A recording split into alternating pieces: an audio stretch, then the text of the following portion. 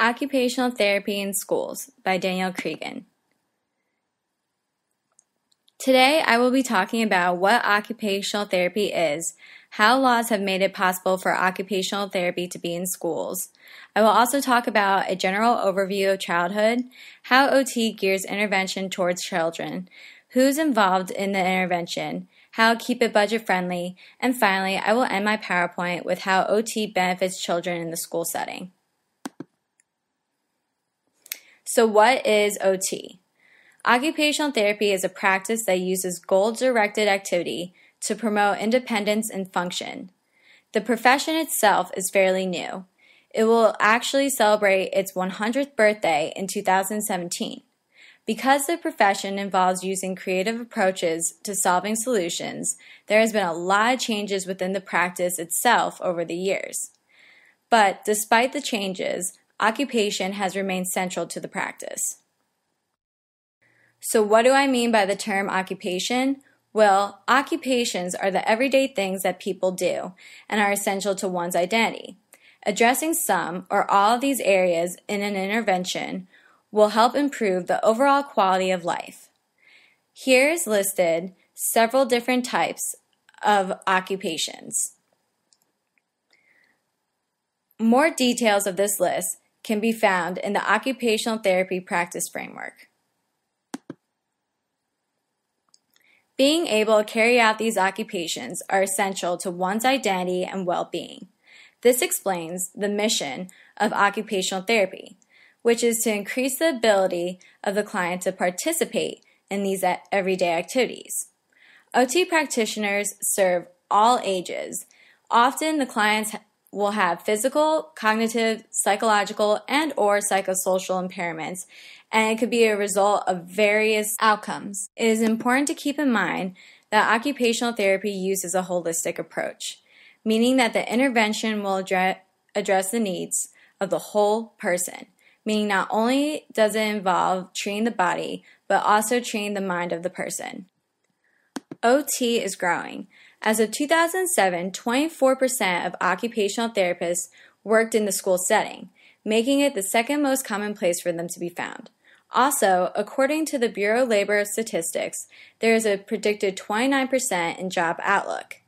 Because it is a growing profession that is often found in the school setting, as a teacher, it is important to know how to work with an OT. There are several emerging practice areas in occupational therapy. The fourth emerging practice area listed is why all of you are interested in what I have to say today. This is called Needs of Children and Youth. A growing concern in this emerging practice area is childhood obesity. It was listed as one of the leading health issues by Healthy People 2010. Problems in this area are limited funding, increased need for services, and need for training in those services. Now I'm going to go over a couple laws that I believe every teacher should know. One is the Technology-Related Assistance for Individuals with Disabilities Act of 1988. This addresses the availability of assistive technology devices and services to individuals with disabilities. Many OT practitioners are involved in providing these services and devices to clients. IDEA is an acronym for Individuals with Disabilities Education Act, and it was made in 1991.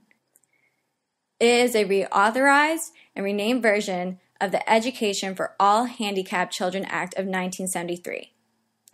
Originally, the Act established the right of all children to a free and appropriate education regardless of their handicap. Added on to that, it is now required that education needs to occur within the least restrictive environment and at the maximum extent appropriate around students without disabilities. The new Act kept the requirement that an individual education plan, IEP, for each student was necessary. IEP describes the student's specialized program and measurable goals. Along with an IEP, the IDEA added that assistive technology is needed and it should be provided by the school for the child's educational purpose. This revision is an improvement because it gives better education results, it addresses the need of assistive technology, it strengthens the role of parents in educational planning and decision-making on behalf of their children, and it kept occupational therapy as a related service. Many of you may not know what assistive technology is. Assistive technology could be devices or equipment that help with areas of functions listed in this slide. These areas of function could be communication, daily living, education and learning, hearing and listening, and much more. Many of these functions can be found in a school setting. So, it can be assumed that assistive technology in the classroom will bring benefits to the child's learning experience. This is just some of the diagnoses OT can help with in children. Let's take a step back and learn more about the main concern, which is the children. There are two distinct time frames in childhood. You have early childhood, which ranges from 1 to 6 years old, and school-age childhood, which is also known as later childhood, ranging from 6 to 12 years old. Motor skills are developed in early childhood. These are things like walking, sitting, running, climbing, and jumping. These motor skills become more refined in later childhood with coordination, strength, and endurance. Childhood development is influenced by culture, family, and environmental variables. These influences are taken into account when developing an intervention in occupational therapy. There are many challenges that a child can face in school. These challenges could be things such as interacting with others, and examples of this are taking turns, listening, knowing how to react, learning differences in other people, and more. There are also challenges with rules, such as remembering them and paying attention to them. There could also be challenges in cognitive skills and motor skills when it comes to reading and writing. These challenges can be approached by using intervention geared towards play. Play is the occupation of childhood. It is described as spontaneous, enjoyable, rules-free, internally motivated, and with no goal/purpose. The nature of play changes as the child develops expertise. So, in early childhood, you will often find intense play or imaginative play. OTs use role-play approaches that involve imaginative play to help with problem-solving skills. It then goes into parallel play, and later in childhood, you will often see the child start participating in cooperative play. This is also happening during the time when a child enters school. Cooperative play entails playing towards an end goal. School-age children start becoming more concerned with developing the rules of the game and making scenarios in their play. This is also the time when sports start becoming important. So why play?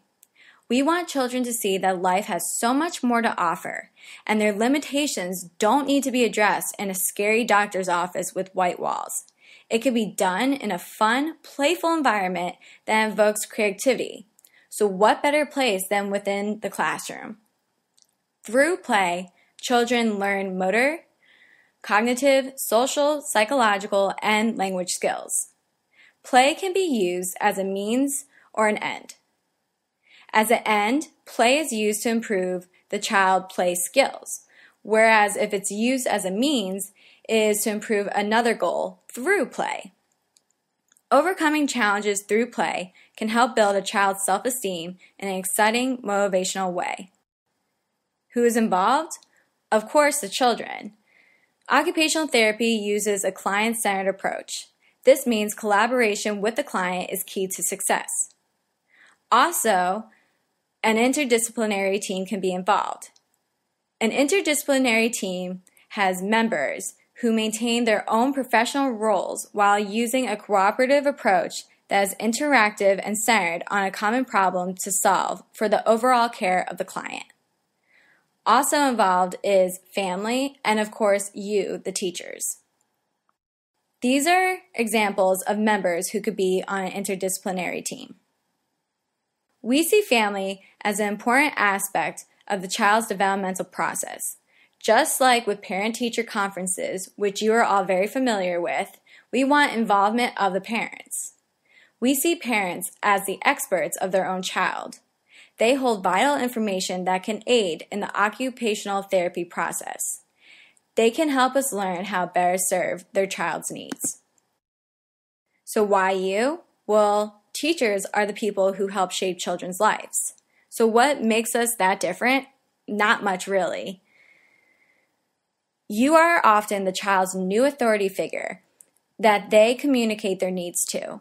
That makes you a very important person in their life and in this process. Part of our job is to serve as a consultant to you. We can indirectly provide service to children by advising you how to do exercises with them or how to help a child use their assistive technology in the classroom. Why just benefit one child at a time and not use our skills together to benefit the entire classroom? An example of this would be suggesting for a teacher to use a handwriting warm-up exercise for the class before doing the writing lesson. Not only will this help a child with a disability, it can also help the other students in the classroom. We know teachers have a tight budget, and we are certainly not trying to dig into your pockets. Occupational therapy also experiences limited funding and resources. This has pushed us to be more creative in the ways we create interventions for children that are cost-effective. This is an example of a budget-friendly exercise you can use with sidewalk chalk from the dollar store. There are many games that can be written on outside pavements with chalk. Developing games will motivate the child to want to win without even realizing they're doing therapy. This would be considered a purposeful activity because they will be so absorbed in the activity, making their performance more automatic and natural. Having the child use the chalk to draw these games would help with pre-writing skills, grasp, fine motor control, problem-solving skills, and visual motor skills. Also, if they participate in a game like hopscotch, it can help them with balance and trunk control. This fits into the occupational therapy practice framework because it would be considering both play and social participation. It considers play because it brings enjoyment and is appropriate for this age group. It also encourages social participation because sidewalk chalk games require interaction with others. This is a great activity to play during recess on the playground. Teachers can benefit from occupational therapy in the classroom. Occupational therapy's history of a holistic approach and use of the occupation makes it unique from other healthcare services. Occupational therapy shares similarities to the values that teachers hold because we care about the children just as much as they do. We want to work and consult with the teachers. Occupational therapy is often budget-friendly. It's creative. It may actually even alleviate stress off of teachers who need guidance in teaching children with disabilities. It also helps provide the best educational outcomes for their students. Lastly, there are benefits for children. One is having a therapeutic relationship. The goal of a therapeutic relationship is for the client to benefit. Both OTs and teachers may reap in the rewards during the process, but the intention is for the children to gain the benefits. Another benefit is that occupational therapy is client-centered. Occupational therapy helps the children transition into a school setting. It can promote engagement in occupations that are meaningful. It can improve function of a child in a school environment with the least restrictive setting, enhances the learning experience, modifies classroom settings, provides assistive technology, can create after-school programs, builds self-esteem and overall quality of life, and lastly, the interventions geared towards play can help make occupational therapy enjoyable for children. I hope this presentation has helped you gain insight of what occupational therapy is and how beneficial it is for children with disabilities. Advocating for occupational therapy services in your school district will give endless benefits to your students. Thank you.